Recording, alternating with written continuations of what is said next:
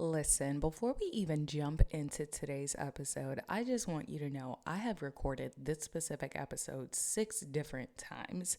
I tried to record it last week, I recorded it earlier this week. None of the times did they actually hit. And that's because I am convinced that I need to share this piece of information about lab grown meat with you first before we talk about the benefits of DIM and indole 3 carbonyl.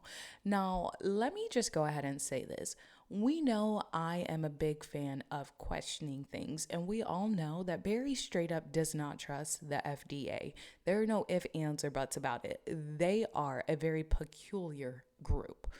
But today I was watching something on YouTube that was about the World Economic Forum and, just growing my knowledge base a little bit more. And the gentleman mentioned lab grown meat.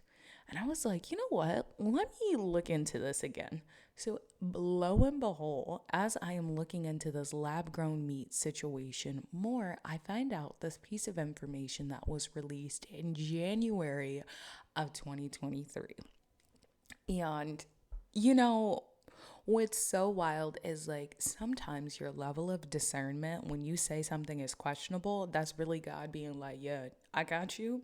So I didn't know this, but the EU, the European Union, has held off on giving the green light to cultured meat. One of the primary drawbacks of lab-grown meat is contamination. And what's wild is like when I first thought about this, I was just like, this doesn't make sense. Like when I was first thinking about lab-grown meat, I'm like, this doesn't, like, how are you going to do that? So let me go on and read more. It says, one of the primary drawbacks of lab-grown meat is contamination. The process of growing meat requires using cell lines, but cells aren't as strong as the animals themselves regarding contamination. Animals have an immune system to protect them from diseases. Cells don't. Lab-grown meat is more susceptible to bacteria and pathogens. But wait, there is more. Another concern some experts have is the fact that lab-grown meat developers use cell lines to choose whether to activate particular proteins to suppress tumors. The cultured meat process could involve developing cancer cells in these products. The growth factors would adversely affect humans if they entered the bloodstream. Now listen, I think we all know it's very clear that we should steer clear of lab-grown meat. But hear me when I say this. Your health is your responsibility. If it look like a duck, it quack like a duck, waddle like a duck, and it sound like a duck, it's a duck. Case in point, if it looks questionable, seems questionable, it's probably questionable. Now listen, I know lab-grown meat might have you confused as to whether or not a duck is a duck. You know what a duck is and you know what a duck isn't. And that's why Mary had a little lamb. Now, with that being said, I'm going to just let you know this. If you're not over on Threads with me yet, baby, go ahead and get on over there because yes, I am sharing tips and tricks about periods and hormones, but I'm also letting you guys inside of my mind. And I don't really think I am like hiding anything anymore. Like I am unhinged completely. So with that being said, let's just roll into today's actual episode, but I just wanted to give you all that quick update. Love you. Mean it. Hi, love. Welcome back to another episode. Today, we are going to be talking about 2 underrated ingredients that can really help you transform your period and achieve hormonal harmony with ease, believe it or not. Now, before we jump into that, I want to do a little bit of like housekeeping and just give you a few life updates. So first and foremost, if you don't know, I am a women's health coach and a fertility awareness educator.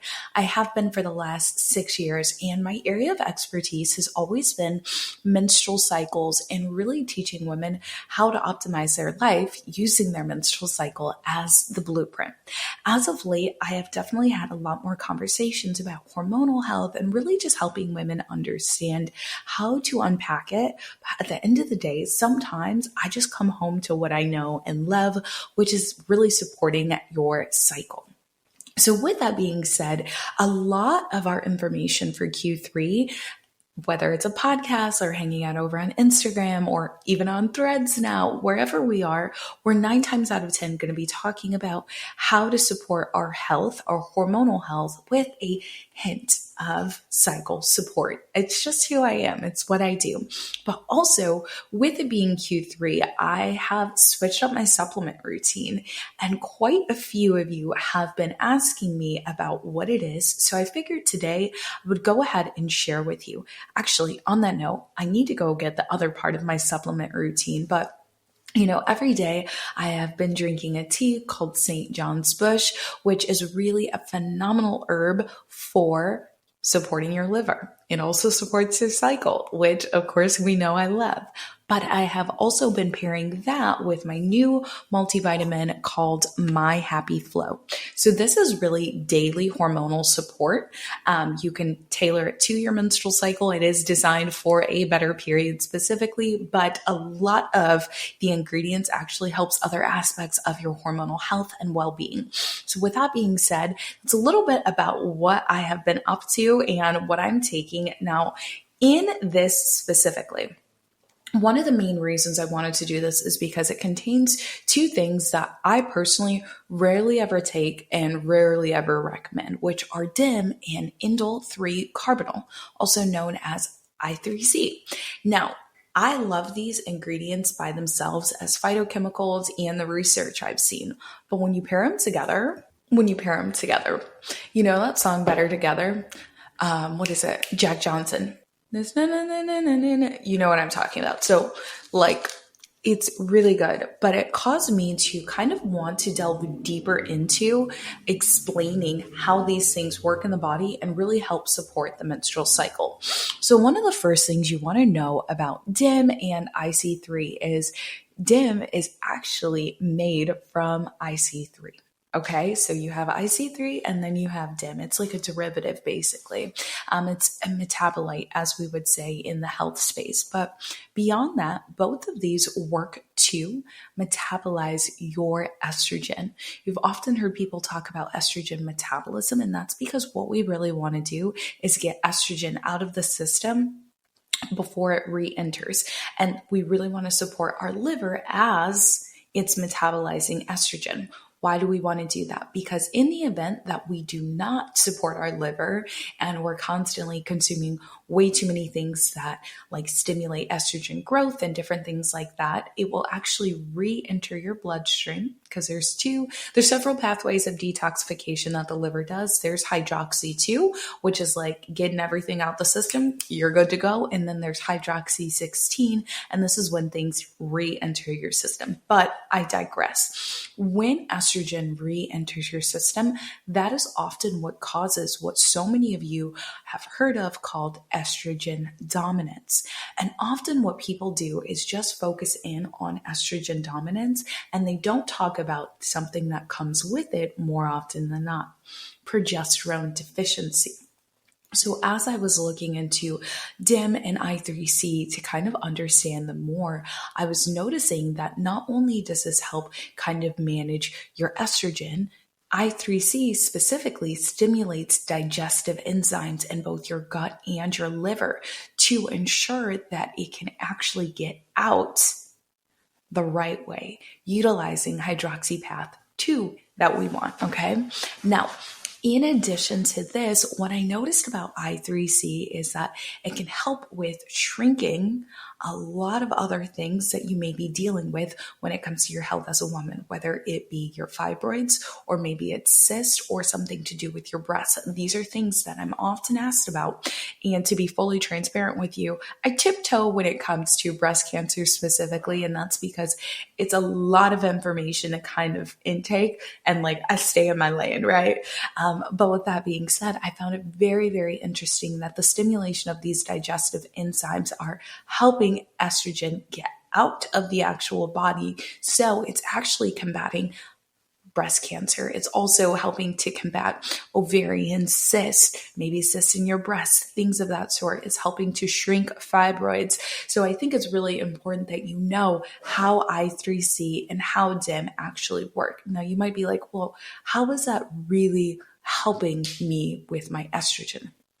Again, it's metabolizing your estrogen so that it can exit the body the first time around. We don't want our estrogen re-entering our system if it's not necessary. And often people who are dealing with heavy periods or brain fog or fatigue or low energy, whatever it is under the sun at this point, hormonal migraines, maybe hormonal acne, right, are dealing with estrogen dominance and progesterone deficiency. Now, estrogen, yes, we know that she's a powerhouse hormone, okay, but we're not having enough conversation about progesterone. So I always say that estrogen, she's in charge, she's the sass, okay?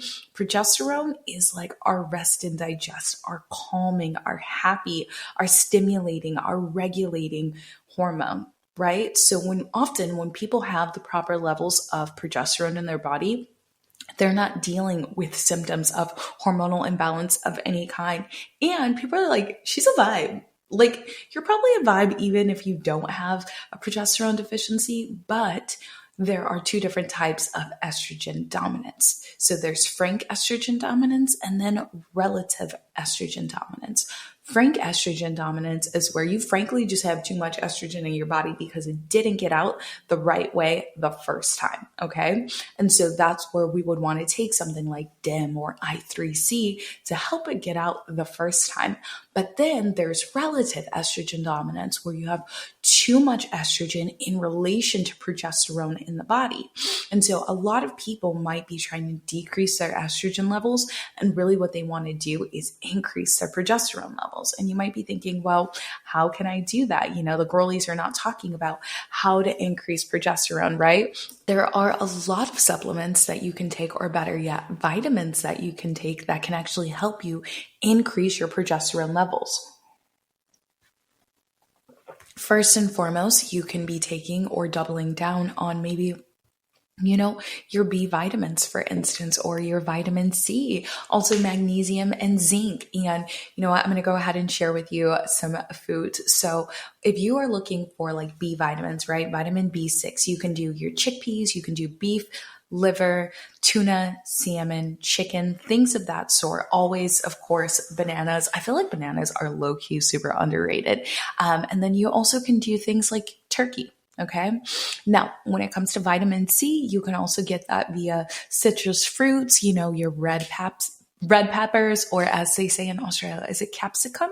I think that's what they say in Australia. I've been watching a lot of Australian YouTubers lately, so there's that. But also broccoli and tomatoes. And then when it comes to magnesium, we've got our dark leafy greens. Okay. We've got our broccoli. We've got pecans. We have almonds, cashews, avocado, different types of rice, like wild rice or brown rice, dried apricots, things of that sort can really help support your progesterone. And then zinc as well. So we have oysters or crab, beef, lobster, pork, but I'm like, pork is one of those things where I'm like, it's good, but also not the best. You know what I'm saying? It's kind of dirty. Like, no shade, no tea to the little piglets or whatever. But those things. And, again, like I said, I've recently switched up my supplement routine. So all of those supplements, vitamin B6, vitamin C, magnesium, and zinc are actually found in my new vitamin, My Happy Flow. Now, again, I rattled those things off because, again, some people, frankly, just have too much estrogen. And then some people have too much estrogen in relation to progesterone. So those people would maybe want to lower their estrogen levels, but also what they might want to be doing is increasing those progesterone levels. And that is going to allow you to achieve hormonal harmony. So we just kind of went through like a lot, but I hope it kind of gives you a better understanding of DIM as well as indole 3 carbonyl and kind of why you might want to consider adding these into your routine. Now, in terms of like best ways to source it and pair it is really going to be dependent on you, your lifestyle, and things of that sort. I always say food first, supplements second. So personally, I'm getting it not only through my diet, but I'm also supplementing with something a little bit extra, my Happy Flow, and then of course my tea from my friends over at Rich Soul Foods, St. John's Bush. Now, I feel like I need to do an entire video talking about that tea specifically. Actually, maybe that'll be our next video, because first of all, it is not St. John's wort, so don't ask me about it. They are different, okay? Second of all, that tea is just something that, like, when I first opened it, I was like, because the smell of it was super, super earthy, but it was also very, very faint. Like, the taste was so mild. So, yeah, we'll do another video talking about this. But I hope this has been supportive to you. And if it has, do me a favor and let me know. As always, love you, mean it.